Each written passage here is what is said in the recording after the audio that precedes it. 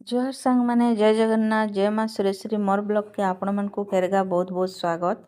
आज इटा सकाळू सकाळू 6 बजे बहुत कोहड़ी होइचे देखुन पूरा दिसबार नहीं गाड़ी मोटर जाउचे भी पूरा बहुत कम दिसुचे। आमर रोड तरारे घर सबले कहसी देखुन पूरा बादल भलिया कोहड़ी पहरुचे न डामे सकाळू सकाळू उठी पड़ती 6 बजे के पाई मैंने उठी थी न बाकी 6 बजे उजाला है के बाहरी थी देखबार लगी बहुत कोहड़ी होता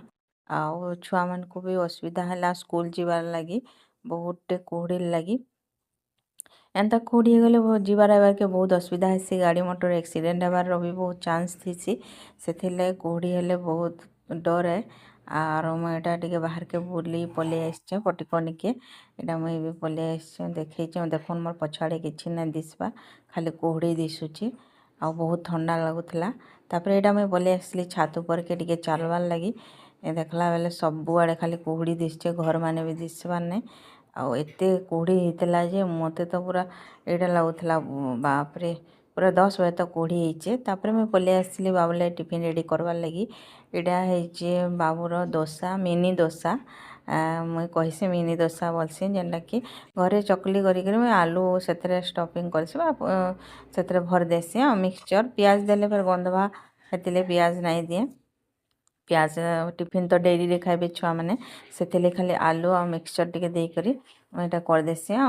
छोट छोट कर काटिक चटनी रे दे देले बाबू खाईदेसी आ मिनी डोसार रेसिपी आपण मान को मैं शेयर करबी किछि नहीं बहुत इजी है खाली चकली करदेबे तार भितर आलू भर्ती देवे बोले बहुत बढ़िया मिनी डोसा रेडी हो जावा आमर बाबू बहुत पसंद करसी इटा माने आपण माने भी कले बहुत भल लागबा देखबे।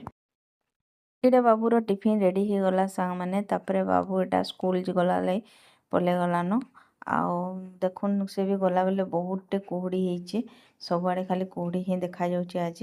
मुँह के मुँह ही नाई दिसते तापर मुझे पलि आसली आया को भी बटेदेली ऑफिस तापर एटा मुई रधा घर टिके सफा करवार लगी भावुली आ स्लाब माने बहुत मैला हो जाता आउ करना भी जहाँ रखी सेटा मैला होकर छोट छोट झुला माने हो जाउछन आ भड़ा घर एमती कर रहा पड़सी जेनटा भी अच्छे से एडजस्ट करवाके पड़सी आते सफा सुतर रखवा ट्राए करसी शीत दिने तो टाइम नहीं थाए बाकी टाइम टिके बाहर करवाके पड़सी आर शीत दिने बेसी देह भी खराब हेसी आ मैं सफा सुतर करदेवा पर मोर देह भी टिके आज खराब होता आउ बेलबुड़ा के मोर देह तमने टिके बैक पेन है अंटा पेन है जेनथी लगी मत शुवाके ही पड़ेगा ये निजर देह देखिक काम करवार कथा बाकी जदि टिके सफा सुतर नाई करेंगे बोले बहुत मैला हो जाऊँगी ये मुझे करदेली यहाँ सकाल 9:30 बजे यहाँ करी पछे मुई गधा पधा करी सफा कलापर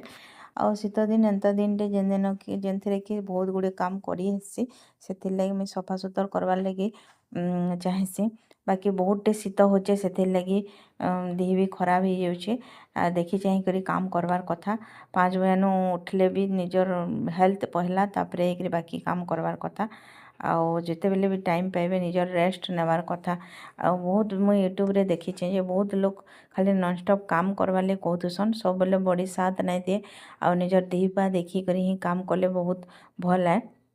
जेन कथा मैं कहूँ हाउस वाइफ मैंने पूरा बुझी पारे सब बेले आमर बॉडी काम करवा लगी रेडी नहीं थाए आज आम सब बेले एनर्जी पाई पार्मा बोली माने नहीं न आजिकल जुगरे खाइबार भी बहुत भेजाल खाऊँ आम जेनटा कि आम शरीर पक्षे बहुत खराब होची आपण मैंने भी से जिनिस माने जानूथे बॉडी के जदि रेस्ट नहीं देमा ताहले आम हेल्थ खराब होबार बा देह खराब होबार बहुत चांस थी से लगी जेते देह तार माने सही पारबा सेते काम करवार कथा आउ मैं बेसी काम आज नाई करी फिर भी शीतल लगी बैक पेन बाहरुचे हेतिर लगी बहुत अंटा पेन है आउ बेसी 10 मिनट आधा घंटार जस्ट काम थिला बेसी भी काम नहीं थे आउ फिर भी देह खराब हो गला हेतिर लगी आपण माने जदि भी करूचन काम निजर देह फास्ट देखबे तापरे काम करबे